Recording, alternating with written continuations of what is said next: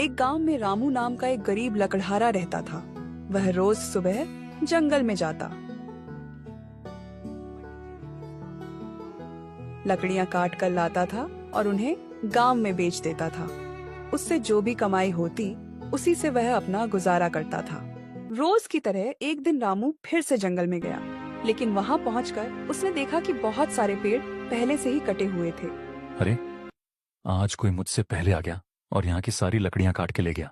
चलो, कोई बात नहीं, मैं थोड़ा और अंदर जाता हूँ और कोई और पेड़ तलाशता हूँ। फिर रामू जंगल के अंदर की तरफ जाता है तो वह देखता है कि वहाँ बहुत सारे पेड़ लगे हुए हैं। अरे वाह, यहाँ तो कितने सारे पेड़ हैं। अगर मैं अगले 6 महीने तक भी यहाँ से लकड़ियां काटूं तो मुझे पेड़ कभी कम नहीं पड़ेंगे। लेकिन रामू ने जैसे ही कुल्हाड़ी उठाई तो उसने देखा कि पेड़ पर एक बंदरिया और उसका बच्चा बैठा हुआ है। हे भगवान, मैं ये क्या करने जा रहा था। अच्छा हुआ मैंने सही समय पर देख लिया, वरना आज मुझसे यह पाप हो जाता। अगर मैंने इस पेड़ को काट दिया तो वह बंदरिया और उसके बच्चे का घर टूट जाएगा। नहीं, मैं इस पेड़ को नहीं काटूंगा। शायद इस पेड़ पर बहुत सारे फल लगते हैं, इसलिए ये बंदरिया और उसका बच्चा यहीं पर रहते हैं। चलो, मैं आगे चलता हूँ और कोई और पेड़ देख लेता हूँ। रामू फिर जंगल में अंदर की तरफ चला जाता है और वहाँ से लकड़ियाँ काटकर गांव लेकर आ जाता है।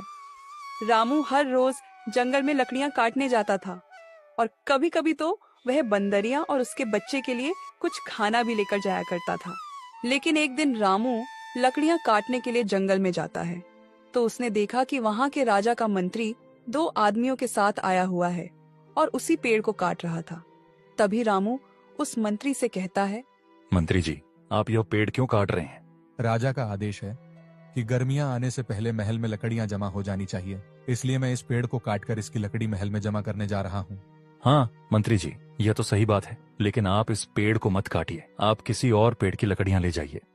इस पेड़ के ऊपर एक बंदरिया और उसका बच्चा रहता है, ये उनका घर है। अगर आप इस पेड़ को काट दोगे तो वह बेचारे कहाँ जाएंगे? अरे तो क्या हुआ, यहाँ कितने सारे पेड़ हैं, वह किसी भी पेड़ पर चली जाएगी। अरे मंत्री जी, लेकिन आप यह पेड़ मत काटिए। देखो, मुझे गुस्सा मत दिलाओ। मैं क्या पूरे जंगल के पेड़ों की जांच करता फिरूं, कौन से पेड़ पर कौन सा पक्षी रहता है और कौन से पेड़ पर कौन सा जानवर रहता है। एक पेड़ कटेगा तो दूसरे पेड़ पर अपने आप चले जाएंगे। मैं क्या जंगल के सारे पेड़ों की छानबीन करता फिरूं? चले जाओ यहाँ से, वरना सिपाहियों को आदेश देकर तुम्हें जेल में डलवा दिया जाएगा। रामू हालात के आगे मजबूर था। वह मंत्री का कुछ नहीं कर सकता था, इसलिए वह चुपचाप जंगल में आगे की तरफ निकल जाता है। फिर जब रामू दोपहर को लकड़ियां काट के जंगल से वापस आ रहा था, तब उसने देखा कि मंत्री ने वह पूरा पेड़ कटवा दिया था। तभी रामू की नजर पेड़ के नीचे दबी हुई बंदरिया और उसके बच्चे पर पड़ी। वह बंदरिया उस पेड़ के नीचे थी और उसकी मौत हो चुकी थी, लेकिन किस्मत से उसका बच्चा जीवित था। हे भगवान, यह क्या हो गया? अब इस बच्चे का क्या होगा? मैंने उस मंत्री को बहुत समझाया कि इस पेड़ को न काटे, लेकिन उसने मेरी एक न सुनी और उसकी जिद की वजह से आज ये बंदर बेचारा अपनी माँ से जुदा हो गया। मैं इस बंदर को इस जंगल में अकेला नहीं छोड़ सकता। मैं इसे अपने साथ अपने घर ले जाऊंगा। वैसे भी मैं अपनी जिंदगी में बहुत अकेला हूँ। मैं इसे अपने छोटे भाई की तरह रखूंगा। फिर रामू उस बंदर को अपने घर ले आता है और तब से रामू उस बंदर को छोटे भाई की तरह अपने साथ रखने लगा। एक दिन रामू फिर से उसे जंगल में लकड़ियां काटने जा रहा था, तभी उसे वहाँ मंत्री दिखाई देता है। मंत्री उससे बोला, उस दिन जो पेड़ काटा था उस पर वह बंदरिया थी और उसका बच्चा भी था। वह बंदरिया तो उस वक्त मर गई थी, लेकिन शायद उसका बच्चा जीवित था और वे अभी मुझे कहीं दिखाई नहीं दे रहा है। क्या तुम उसे अपने घर ले गए थे? तुम खुद तो अपना पेट पाल नहीं सकते, बंदर को क्या खिलाओगे? हाँ मंत्री जी, मैं उस बंदर के बच्चे को अपने घर ले गया था। मैंने आपको बहुत समझाया कि वह पेड़ न काटो, लेकिन आपने मेरी एक न सुनी और आपकी वजह से एक बच्चा अपनी माँ से जुदा हो गया। आप उसकी माँ के हत्यारे हो। अगर मैं उस बंदर के बच्चे को अपने घर न लाता तो जंगल के जंगली जानवर उसे खा जाते। हाँ, तू तो बहुत बड़ा दयावान है। सारी दुनिया की इंसानियत और अच्छाई का ठेका तो तूने ही लेकर रखा है। मंत्री जी, मैं आपसे एक विनती करता हूँ, अगली बार आप कोई भी पेड़ काटो तो उस पर देख लिया करो कि किसी पक्षी का या फिर किसी जानवर का बसेरा तो नहीं है। अरे अब मुझे जंगल के अंदर पेड़ काटने से पहले पेड़ की जांच पड़ताल भी करनी पड़ेगी। तू क्या चाहता है, मैं हर एक पेड़ के पास जाकर देखूं कि उस पर कोई रहता तो नहीं है? अगर कोई रहता है तो उसे बोलूं, भाई साहब आप किसी और पेड़ पर चले जाओ, मुझे ये पेड़ काटना है। अब तू मुझे सिखाएगा? देख रामू, मैं राजा की नजर से बचकर जंगल के पेड़ को काटता हूँ और उसकी लकड़ियों की तस्करी भी करता हूँ। और उस दिन मैंने जो पेड़ काटा था उसकी लकड़ी अभी मैं किसी और राज्य में जाकर बेच दूंगा, लेकिन राजा को इसके बारे में पता नहीं है और राजा मुझ पर शक भी नहीं करेंगे। लेकिन अगर तूने मुझे और ज्यादा परेशान किया तो देख लेना, मैं वह सारा इल्जाम तुझ पर डाल दूंगा कि रामू जंगल से लकड़ियों की तस्करी भी करता है, और फिर तू पूरी जिंदगी जेल की काल कोठड़ी में सड़ता रहेगा। तेरा भला इसी में है कि तू यह गाँव छोड़कर चला जा और दोबारा इस गाँव में दिखाई मत देना। फिर रामू वहाँ से अपने घर चला जाता है और उसे बंदर से कहता है, चलो दोस्त, इस राज्य से मेरा दाना पानी उठ गया है। यहाँ का मंत्री बहुत ही ज्यादा दुष्ट है। वह जंगल में लकड़ियों की तस्करी करता है, और अगर मैंने यह गांव नहीं छोड़ा तो वह तस्करी का सारा इल्जाम मुझ पर डाल देगा। मेरी बात पर कोई विश्वास भी नहीं करेगा और मैं पूरी जिंदगी काल कोठरी में सड़ता रहूंगा। और फिर तुम्हारा क्या होगा? इससे अच्छा तो ये है कि हम ये गाँव ही छोड़कर चले जाएं। फिर रामू बंदर के साथ गांव से दूर जाने के लिए निकल पड़ता है। फिर रामू दूसरे राज्य में काम ढूंढने के लिए डर डर की ठोकरें खा रहा था। ना तो उसको कहीं पर काम मिल रहा था, न सर छुपाने के लिए छत। उसे और उसके बंदर को खाने पीने की भी बहुत दिक्कत होने लगी थी। मुश्किल से उनको एक वक्त का खाना मिल पाता था। एक दिन रामू उस बंदर के साथ जंगल में एक पेड़ के नीचे बैठा हुआ होता है। तभी वहाँ एक पंडित जी आते हैं। पुत्र, तुम इस बंदर को लेकर इस जंगल में इस तरह से क्यों बैठे हो? बाबा, इस बंदर ने अपनी माँ को खो दिया है। अब इसका मेरे सिवा इस दुनिया में कोई भी नहीं है, इसलिए मैं इसे अपने साथ अपने घर ले आया था। लेकिन उस राज्य के दुष्ट मंत्री के लालच के चलते मुझे वह गांव छोड़ना पड़ा। अब मैं काम की तलाश में गांव में दरबदर की ठोकरें खाता फिर रहा हूँ। बेटा, तुम्हारा दिल वाकई में बहुत बड़ा है। तुम बहुत बड़े दिल वाले हो। तुमसे किसी का भी दुख कभी देखा नहीं जाएगा। तुमने इस अनाथ बंदर को अपनाकर बहुत बड़ा कार्य किया है। तुम्हें अगर कोई आपत्ति न हो तो तुम मेरे साथ मेरे आश्रम में मेरे शिष्यों के साथ रह सकते हो। मेरे आश्रम में कई सारे शिष्य रहते हैं और आए दिन वहाँ कोई न कोई साधु भी आते रहते हैं। उनके खाने पीने की और उनके रहने करने की जिम्मेदारी अगर तुम उठा लेते हो तो मेरा काम बहुत आसान हो जाएगा। ये तो मेरे लिए बड़े ही सौभाग्य की बात है कि मैं आश्रम में आपके साथ रहूंगा। लेकिन पंडित जी, मेरा ये बंदर भी मेरे साथ ही आएगा। मैं इसे कहीं पर भी अकेला नहीं छोड़ सकता। हाँ हाँ, मुझे कोई आपत्ति नहीं है। तुम इसे अपने साथ रख सकते। रामू पंडित जी के साथ उनके आश्रम में चला जाता है। रामू आश्रम की साफ सफाई, खाने पीने का सामान और पूजा का सामान लाना, ये सारे काम रामू करने लगा। रामू का बंदर हमेशा ही उसके साथ रहता था। पंडित जी रामू को मेहनत और लगन से काम करता देख बहुत खुश थे। पंडित जी हमेशा शिष्यों के आगे रामू की तारीफ किया करते थे। लेकिन पंडित जी का एक और शिष्य था, राघव। वह रामू से बहुत जलता था। लगता था रामू को आए हुए कुछ ही दिन हुए हैं और मैं इतने सालों से काम कर रहा हूँ। पंडित जी ने कभी मेरी तारीफ नहीं की और वह रामू की इतनी तारीफ क्यों करते हैं। एक दिन रामू राघव के लिए ताजा ताजा फल लेकर आता है।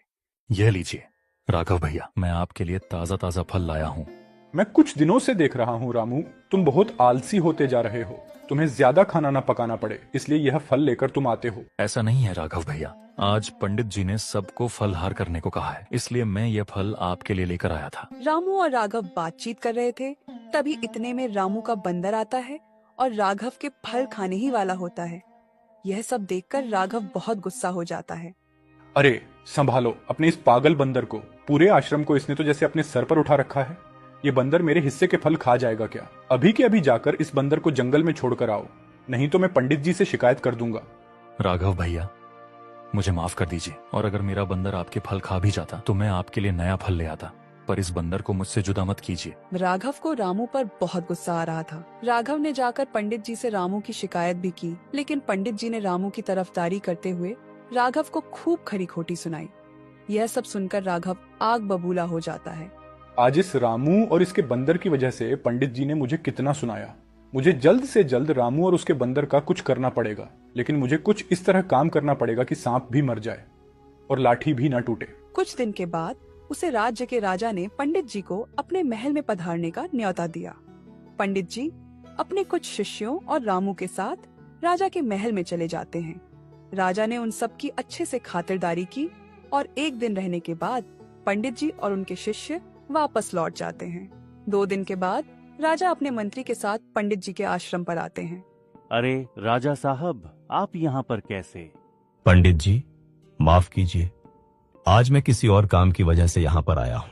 हाँ, कोई बात नहीं। राजा साहब बताइए, क्या काम है आपका जो आपको यहाँ आना पड़ा? मुझे कुछ समझ में नहीं आ रहा कि मैं आपको कैसे बताऊं। 2 दिनों से महारानी का हार खो गया है और हमने पूरे महल में जांच पड़ताल कर ली, लेकिन वह मुझे कहीं भी नहीं मिल रहा है। अरे राजा साहब, बातों को गोल गोल घूमना बंद कीजिए और साफ साफ बताइए, क्या हमारे जाने के बाद से वह हार गुम हुआ है? हाँ पंडित जी, बात तो कुछ ऐसी ही है। मतलब आप यह कहना चाहते हैं कि रानी का हार हम में से किसी ने चुराया है? नहीं पंडित जी, मैं आप पर शक करने का पाप नहीं कर सकता, लेकिन मैं क्या करूं, मुझे रानी की वजह से यहाँ आना पड़ा। देखिए राजा साहब, आपके यहाँ आने से मुझे कोई दिक्कत नहीं है। आप चाहे तो मेरे शिष्यों की तलाशी भी ले सकते हैं। मुझे पूरा यकीन है कि मेरा कोई भी शिष्य ऐसा काम नहीं कर सकता। फिर राजा के साथ आए हुए सैनिकों ने रामू और बाकी सब लोगों की तलाशी ली। तब उन्हें रामू की झोली में से रानी का वह हार मिला। रामू निर्दोष था। वह पंडित जी से बोला, पंडित जी, मुझ पर भरोसा करिए, मैंने ऐसा कुछ भी नहीं किया है। मैंने रानी का हार नहीं चुराया है। रामू, मैं कभी सपने में भी नहीं सोच सकता था कि तुम ऐसी हरकत करोगे। तुमने तो पंडित जी का सर शर्म से झुका दिया है। नहीं राघव भैया, मैंने चोरी नहीं की है, मुझे कोई फंसा रहा है। पंडित जी, रामू रंगे हाथ पकड़ा गया है। अब मुझे इसे इस महल ले जाना होगा और इसे सजा भी होगी। तभी उन्हें पीछे से एक आवाज आती है, राजा साहब, मेरे भाई रामू ने कोई चोरी नहीं की है, वह निर्दोष है। ये चोरी किसी और ने की है और मेरे भाई को कोई फंसा रहा है। अरे तुम तो एक बंदर हो और तुम बोल कैसे सकते हो? हाँ, मैं एक बोलने वाला बंदर हूँ। मैं जब छोटा था तब से रामू भैया मुझसे बहुत सारी बातें करते थे और वह इतनी बातें करते थे, उनकी बातें सुन सुनकर मैं बोलना सीख लिया था। और मैं यह बात पक्के तौर पर बता सकता हूँ, रामू भैया ने चोरी नहीं की है। पक्के तौर पर? तो फिर पक्के तौर पर तुम्हें यह भी पता होगा कि यह चोरी किसने की है? चोरी मेरे भाई ने नहीं की है, चोरी इस राघव ने की है। उसने महल से हार चुराकर मेरे भाई की झोली में डाल दिया था। क्या राघव, यह बंदर सच बोल रहा है? क्या यह सच है? नहीं नहीं पंडित जी, मैंने कोई चोरी नहीं की है। ये बंदर झूठ बोल रहा है। तुम्हारी यह दबी हुई आवाज से सब पता चल रहा है कि तुमने ही चोरी की है। मैं कभी सपने में भी नहीं सोच सकता था कि मेरा शिष्य चोरी जैसा पाप करेगा। अब सच सच बताओ, तुमने ऐसा क्यों किया है? राघव ने फिर अपनी ईर्ष्या के बारे में पंडित जी को सब सच सच बता दिया। यह सब जो भी किया वह रामू से जलन के मारे किया था। राघव को महल से चोरी करने के इल्जाम में पकड़ लिया जाता है। रामू, तुम्हारा ये बंदर तो हमारे लिए बहुत महत्वपूर्ण है। ये हमारे और हमारे राज्य के लिए बहुत काम आ सकता है। मैं चाहता हूँ कि तुम अपने बंदर के साथ हमारे जासूस बन जाओ और हमारे दुश्मनों पर नजर रखो, उनके बारे में हमें सारी जानकारी दो। और वैसे भी इस बंदर पे किसी को शक भी नहीं होगा और तुम आसानी से अपना काम कर पाओगे। राजा की यह बात रामू को बिल्कुल ठीक लगी। पंडित जी ने भी इस काम के लिए हाँ भर दी और अब रामू इस राज्य का वह पहला जासूस था जिसका साथी एक बंदर भी था और वह बोल भी सकता।